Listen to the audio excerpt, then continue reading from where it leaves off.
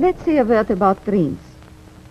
We all have thoughts which we never knew we had. They are too uncomfortable, too incompatible with our adult self to be remembered. Yet they are often disturbing, rumbling under the surface like lava in a volcano. The dream is the royal road to these thoughts, the royal road to the unconscious. This is the story of how Sigmund Freud's ideas about the unconscious mind were used by those in power in post-war America to try and control the masses. Politicians and planners came to believe that Freud was right to suggest that hidden deep within all human beings were dangerous and irrational desires and fears. They were convinced that it was the unleashing of these instincts that had led to the barbarism of Nazi Germany. To stop it ever happening again, they set out to find ways to control this hidden enemy within the human mind.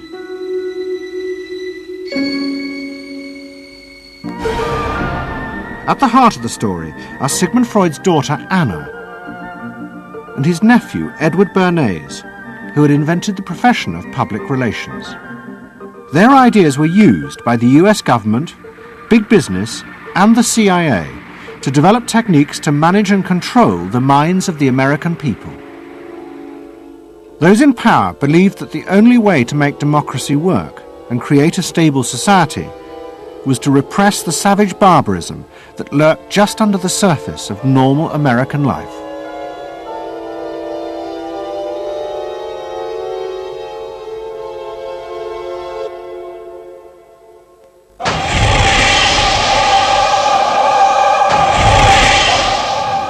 The story begins in the middle of the fierce fighting of the Second World War.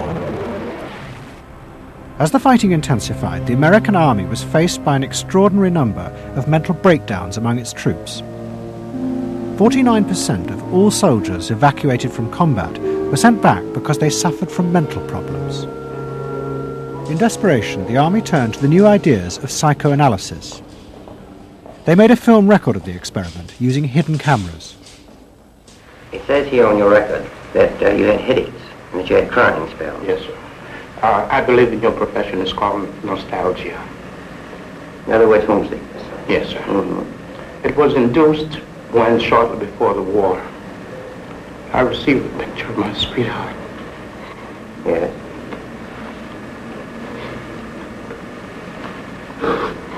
Mm-hmm.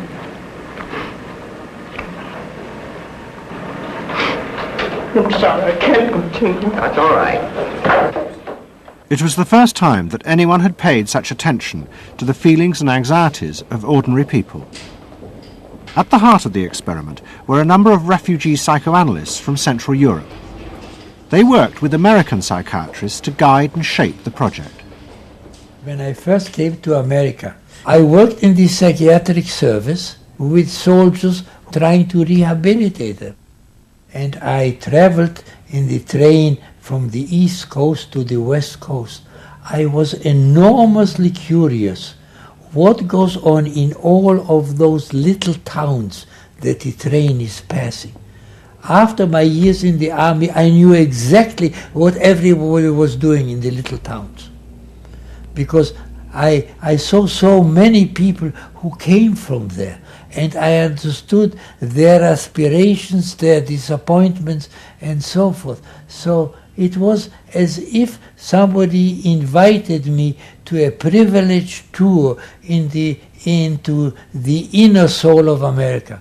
I'm not doing this deliberately, so please believe me. I do believe you. A display of emotion is sometimes very helpful. I hope so, sir. Sure, it gets it off your chest. Well, sir, to be perfectly honest with you, I'm very much in love with my sweetheart. She has been the one person that gave me a sense of importance, and that through her cooperation with me, we were able to surmount so many obstacles. Take it easy now, just talk to... The psychoanalysts used techniques developed by Freud to take the men back into their past. They became convinced that the breakdowns were not the direct result of fighting. The stress of combat had merely triggered old childhood memories. These were memories of the men's own violent feelings and desires, which they had repressed because they were too frightening. Think deeply. Let's go back. When was it? To the psychoanalysts, it was overwhelming proof of Freud's theory that underneath human beings were driven by primitive, irrational forces. You want that? World War II was a major shattering experience because I discovered the enormous role of the irrational in the lives of most people. Yeah, that I can say, that I learned that the ratio between the irrational and the rational in America is very much in favor of the irrational. That there is much greater unhappiness, much more suffering, much more. A sadder country than one would imagine it from the advertisements that you get. A much more problematic country. Victory in the Second World War was celebrated as a triumph of democracy. But in private, many policymakers were worried about the implications of the analysis of the soldiers. It seemed to show that underneath every American were irrational, violent drives. What had happened in Germany seemed to bear this out. The complicity of so many ordinary Germans in mass killings during the war showed just how easily these forces could break through and overwhelm democracy.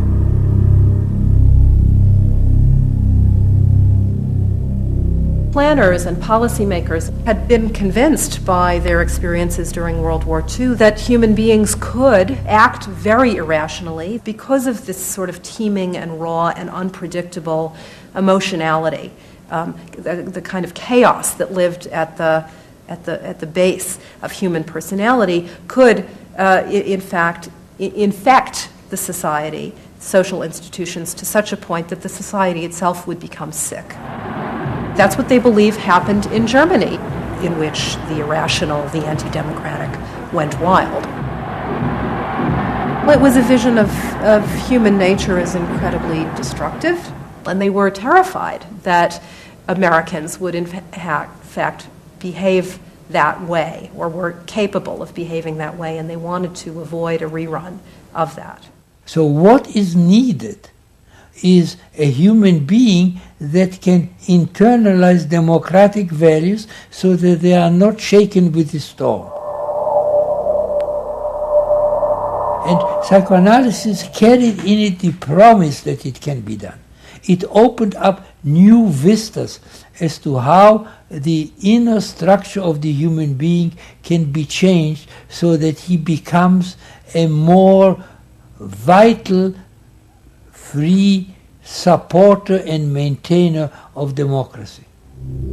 The psychoanalysts were convinced they not only understood these dangerous forces, but they knew how to control them too. They would use their techniques to create democratic individuals, because democracy left to itself failed to do this.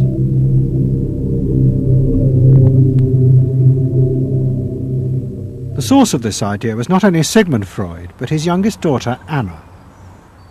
She had fled with her father to London before the outbreak of war, and after he died, Anna Freud became the acknowledged leader of the world psychoanalytic movement. She saw her job as to fulfill her father's dream of making his ideas accepted throughout the world. At the center of the Freud movement stood Tante Anna, because she managed to work herself into that position. She was recognized as that, and not just because she was a daughter. She worked on that. She was rather forbidding. She was not, to me, a warm person, not an aunt you could kiss or put your arms around. Not at all. And her whole life rotated around the spreading of